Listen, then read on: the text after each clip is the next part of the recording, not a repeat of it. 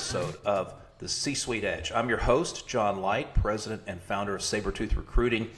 And I'm bringing today a guest from all the way on the other side of the world, Tim Freestone. Tim, thanks for joining us today. It's absolutely my pleasure. Yeah, I'm coming to you all the way from Sydney, Australia. It's looking like a nice sunny day coming in here on Friday morning, so really pumped to have the conversation today. It's so crazy. You know, I've done business internationally before, but it's always crazy to me. You're Friday morning. I know you've got a big old mug of coffee over there. I'm sitting here with a soda, and it's in the late afternoon, but it is sunny and a great weather day here in the springtime.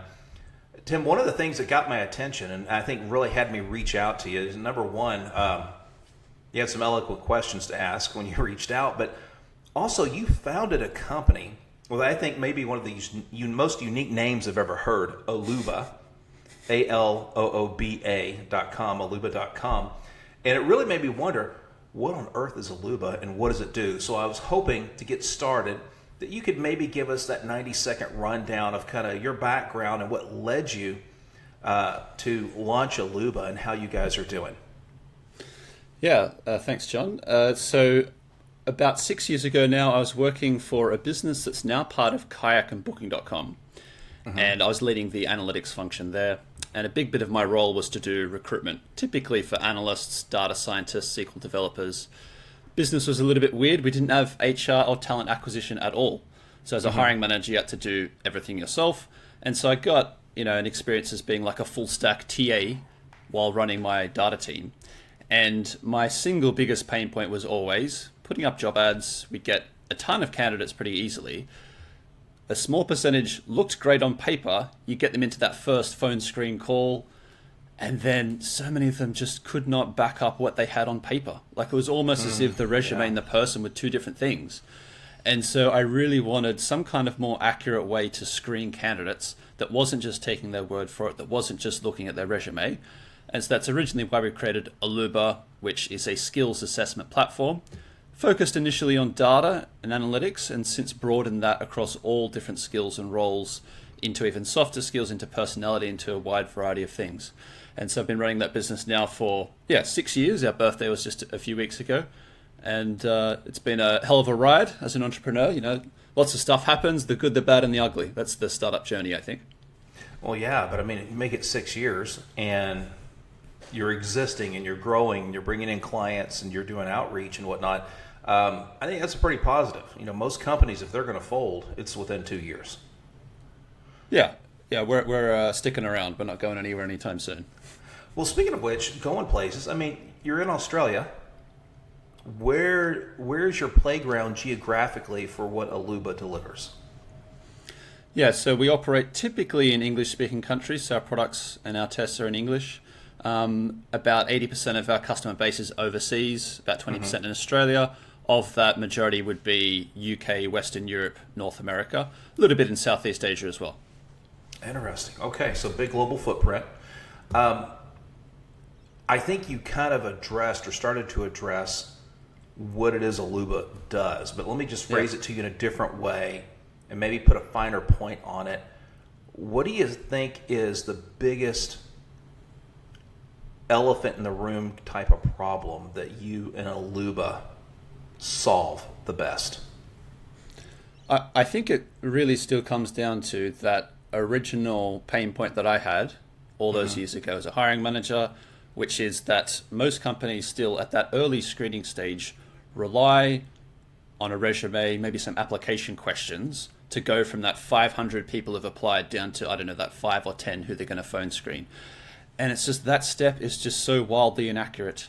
And I think it's even worse now than it was 6 years ago, because now candidates have ChatGPT, candidates have Claude, candidates can say, hey, make my resume look perfect based on this job description. And so what I've heard time and time again over the past few months particularly is, oh, we're getting a ton of applicants. Geez, they look amazing on paper. This candidate almost looks too good to be true. And so I think the problem that I had is now 10x'd, and really you need some kind of basic validation, I think, at those early stages that's done easily and quickly, not a 5-hour elaborate take-home test, like not asking for the world from the candidate, but just a short skills quiz tailored for the role, which then gives you some confidence as a hiring manager that you're not going to waste all of your time interviewing someone who isn't who they say they are or who they think they are. Right. It almost sounds like it's evolved into the dating world, right? And people go out and they put a profile and they put a glam shot. And then when you actually see the person for the first time, it's the old the meme that you see on the web all the time. It's like, well, wait a second, who's this? Because that's not who's on my phone. Exactly. We had many LinkedIn posts over the years where we said at that point, data science resumes are like Tinder profiles. And we had this comparison of this kid who's like this, absolute hunk in Tinder, and then he was living at home with talking to his mum, and he was a little bit overweight and what have you. It's a big difference between reality and what's actually on the resume. Well, and really and truly what you're trying to ascertain is before you invest time in the interview process, what's the competency level of this person? And it's like any relationship, I think, personally, is we're trying to assess or manage expectations, right? A candidate looks at a job and say there's not a compensation range posted, or it's a ridiculous range. It starts at 75K and goes up to 200K. Well, that's a name. That's worse than useless. But they go in with this expectation, if it's that big of a range, well, I should be up around 200, and the hiring manager may look at this person and think, well, that's an 80K guy. And I think a lot of having a successful relationship and finding out, is this person the right person for our team, and are we the right team for this person, comes down to properly setting expectations. And it's really hard to do because you have expectations of competency, but you're also looking for someone who aligns. The way I've always put it, Tim, is we're looking for someone who aligns with how we go about our business. We want a problem solver who is going to make sense with our team versus someone who, instead of working the equation, just jumps to the answer. Yes. If that makes sense. And that's really, really hard to measure.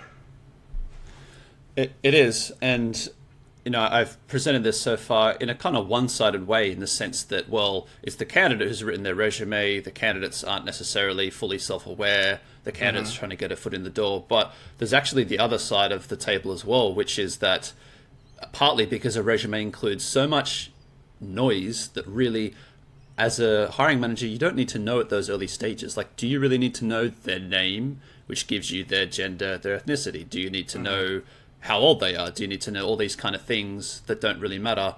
All this collectively leads to some fairly clearly measurable bias in the hiring process. So as an example, there was a study in Australia a few years ago, and there have been similar ones overseas, which get thousands of different resumes, group them into buckets based on the names that are on the resume. And so they can test by applying to all these different roles, is there some kind of discrimination against people from a certain background?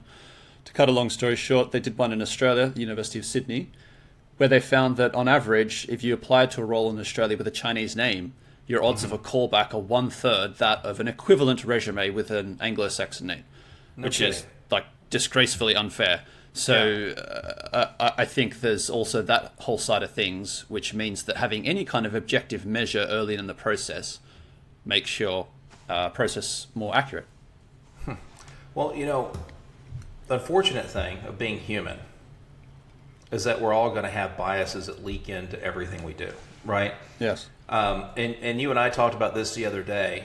I grew up eating peanut butter and jelly sandwiches. You grew up with Vegemite. And we probably have different taste expectations when it comes to that sort of thing, and biases that go along with it. And there's an interesting study. Oh man, I'm trying to remember where I saw it. I read the graphic and I paused it, put it all aside for later, and got distracted with something else.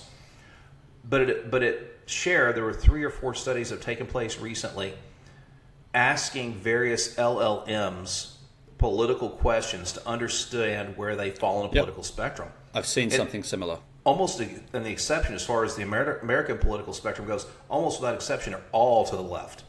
Yes.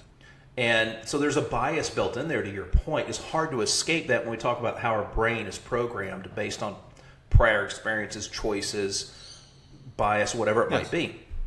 But one of the things I've found in tech, especially when you're looking for really competent people, I think that the number of people out there who are really, here's what I am on their resume, right? is actually relatively limited compared to the universe of resumes that claim that they're in this club, so to speak. And there was a study, I want to say it was around 2012, that LinkedIn did. They may have partnered with someone like Harvard Business Review on this. It's been a while since I've looked at it. But they extrapolated that over 80% of all online profiles, business profiles, resumes, posts online, that sort of thing, had a material misstatement, omission, or error. Yep. In other words, somebody said something that's not correct accidentally, or they omitted it, or they embellished it, or they flat out lied. Yes. And when you have an LLM do your resume, you're kind of setting yourself up to be in that lie column. Well, exactly. And I think it's exacerbated because also you're almost palming off that. So, well, I didn't lie. That was the LLM, which exaggerated, which hallucinated. We come up with these, suspicious terms for what is a lie. And so you've almost, palmed off the morality of your lie to something else, to some other entity. And you can say, well, it wasn't really me. So if we had some kind of truth index around resumes through time, I'm pretty sure that would be at an all-time low now. Yeah, well, imagine, too, you take a person who's had an LLM prep their resume, and you put them into your system, and you test them. Trying to find out what is their level of competency for solving a problem, managing a project, working in Python, development, whatever it might be, and they totally flub. They just completely fall on their face. Well, man, that tells you a lot. But to me, it's kind of sad that we need to do this.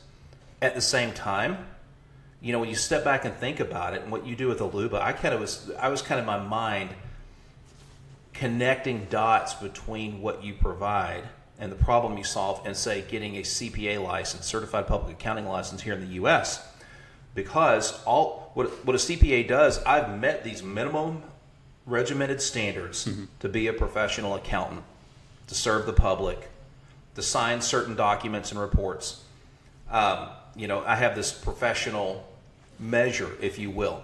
It doesn't guarantee that I'm like a totally competent, fantastic controller, CFO, whatever, but it guarantees that I've gone through the process. And I think as we advance in AI and other technologies, be it engineering, for example, in manufacturing or civil engineering, building a bridge, I think we all want to have confidence that somebody's got the basic modicum of minimum of technical competency to deliver on their performance, and then it becomes a matter, does this person make sense for us, and do we make sense for them? Yeah, 100%. And I wonder then if the difficulty, particularly in tech, is there isn't really the equivalent of a CPA for a data analyst or a software engineer or an online marketer or a salesperson or what have you. Right. Because a lot of the skills are self-taught and you kind of develop along the way. I'd say most of the best engineers I've met just figured it out themselves. They started tinkering around with RAM when they were 12 in their bedroom, and then started writing some programs, and then hacked it out, and then they're genius programmers, as opposed to going through some formalized education program. So then having a direct way to evaluate the capability rather than relying on it's a challenge. Piece of paper is important. Well, and then to really understand their competency, you have to put them in context. And that can be a challenge, because a person who was brilliant at Apple may be a complete flop at a startup, or vice versa. Even though they're both brilliant in their own right, in their own context, they're maybe not outside of that. So I think you're tackling an issue that is multifaceted and massive. And I don't know how on earth you're going to get through it all over time. I mean, because there's just so many pieces to it. I mean, a person who is a great programmer or is great on the back end or the front end or they're full stack or whatever they might be, that doesn't necessarily mean they're a great project manager or a great manager or a great leader. Absolutely not. And it also might mean the person who's so-so at all those other things, all the technical stuff, may be a fantastic leader. Yes. And I just don't know how we manage that beyond the fundamentals and looking at specifics. Although I will say, I think there's an opening, as my opinion, but I think there could be an opening in determining how a person solves problems, how a person goes about mentally attacking a project or attacking a task or solving a problem, coming up with a solution. Because every team needs people who can not only put ideas on the table, but can solve problems in different ways. This diversity of thought, I think, is maybe the frontier we really need to explore. Yes. Alongside everything else, obviously, but I think that's a big piece of it. Yes, and if I think back to all the people we've had on our podcast over the past 4 or 5 months, a lot of them are now saying, well, you know what? Technology is moving so quickly, I'm a bit less concerned with the current skill set of the candidate than I was a few years ago. Now I'm thinking more about how quickly can they learn new things? What is their growth mindset? Because if it's changing so quickly, a tool now might be redundant in 5 years, but they're going to have to learn something new. So let's just get some grasp of their general ability to learn new concepts. And this was even important for us last time we were hiring software engineers, and we had our own hacky little way to try to determine that in the hiring process by trying to get them to kind of demonstrate through actions rather than words. I think part of the issue with interviews is that it's very easy to come up with a good narrative and say, yes, I'm great at learning new things. Here's these 3 stories I've pre-prepared explaining how I'm good at learning new things, but that's just nothing. You could be a good storyteller. And so having some way to actually prove it. Yeah, you need those, exactly. But having some way, to me, hiring just needs to be about validation of actions speak louder than words. Can this person actually prove that they can do what they say they can do? Whether that's a soft skill, a hard skill, a mindset, the more we can get to that validation, I think, the better. I love where you're going with this, Tim, there at Alooba. So I have to ask, since you do have a global footprint, if someone in our audience wants to reach out and connect with you guys and talk more about assessing technical skills, assessing personalities and whatnot, what's the best way for them to find you and get in touch? Yeah, there's a couple of ways. So they can go to our website, which is alooba.com. That's ALOOBA.com. And there's a sign-up form there. They can also reach out to us via Contact Us. And they can find me on LinkedIn if they search for Tim Freestone Alooba. I'm surely the first search result, and I'll be happy to chat with them. That's awesome. And I know we're connected as well. So if someone listening is connected with me, finding Tim is extra easy. Tim, thanks so much for joining me today on the C-Suite Edge. Thank you, John. It's been a pleasure.